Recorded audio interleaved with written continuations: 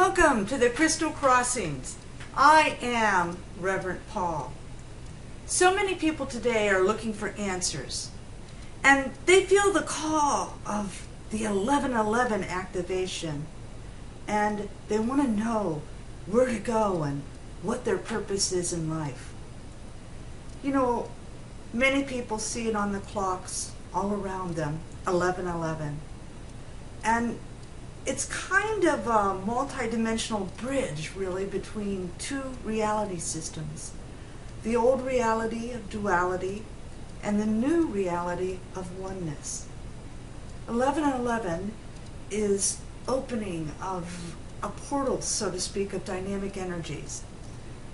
And what you focus upon and experience at this time will initiate a process, setting you upon a path that will align you with your soul's intention for being alive at this amazing time on the planet.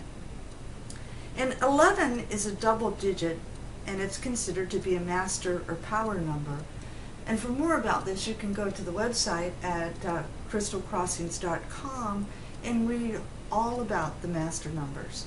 But as I said, 11, the digit, is considered to be a master number or power number.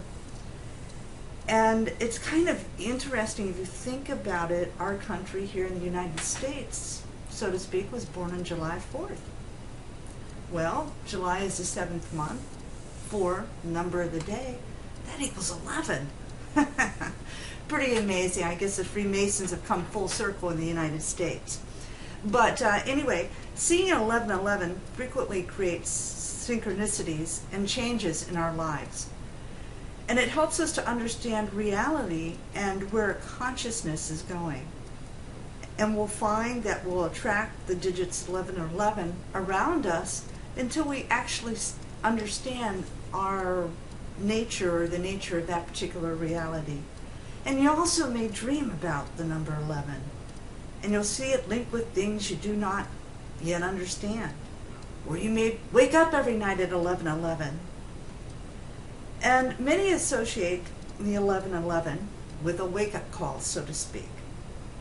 And again, it unlocks your subconscious mind, our genetic encoded memories, that we are spirits having a physical experience, not physical beings embarking on a spiritual experience. And you will experience a sudden awakening after, you know what? Reality is never the same. You're going to create clarity, healing, and balance for yourselves.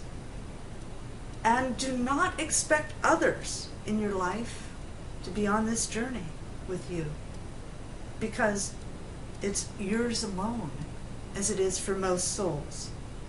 And you'll have to seek new friends, perhaps of like mind, who are also triggered by this awakening.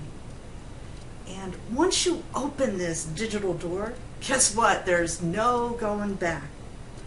Your soul will automatically and quickly move you from one level to the next level of experience until you get it right. Your consciousness is expanding, and therefore you will manifest faster and with greater comprehension, becoming more aware of the meaning of the synchronicities in your life. And they are created by your soul to help you remember that you are a soul spark in a physical program that is about to end and evolve into a higher consciousness.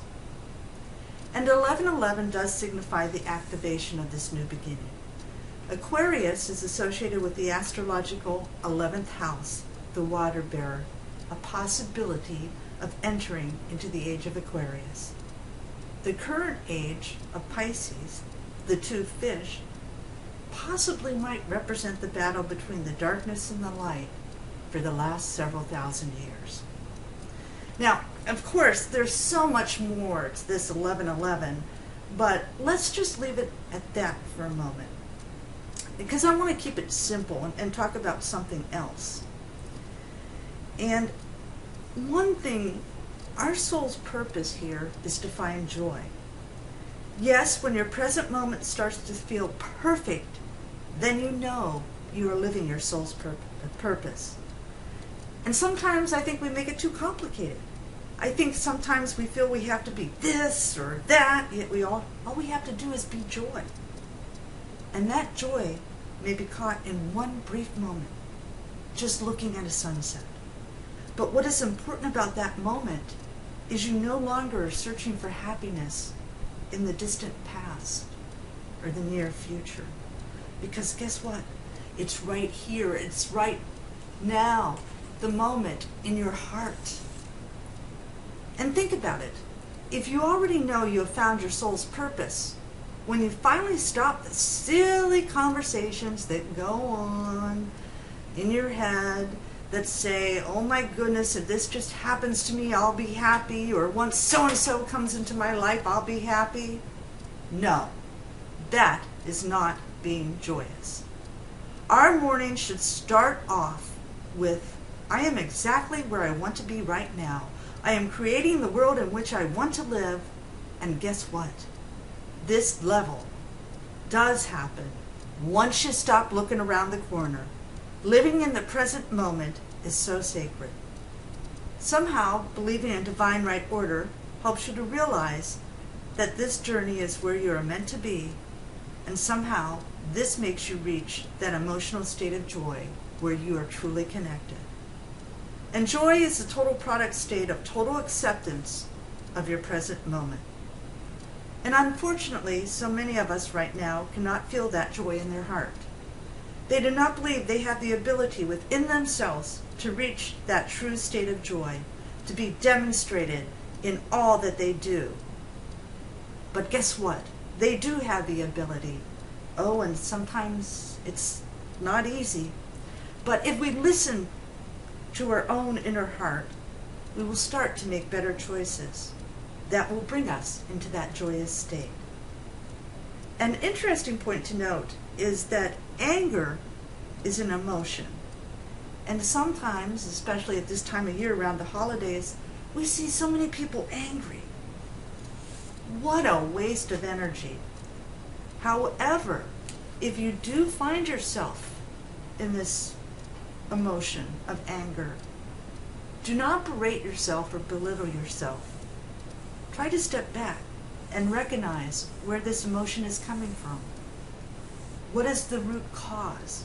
Why is it here for me to heal this? And then step away from the anger. And you know, the anger will pass. Again, remember the energy each of us gives off, whether it's negative or positive, can be felt by everyone. You, and you alone, are responsible for the types of energy you give off. And we as spiritual beings, having a human experience, do have the right to have joy in our life. Joy is our birthright. And with that, I hope each and every one of you find joy and happiness in your lives this week. Namaste, my friends. Have a wonderful week.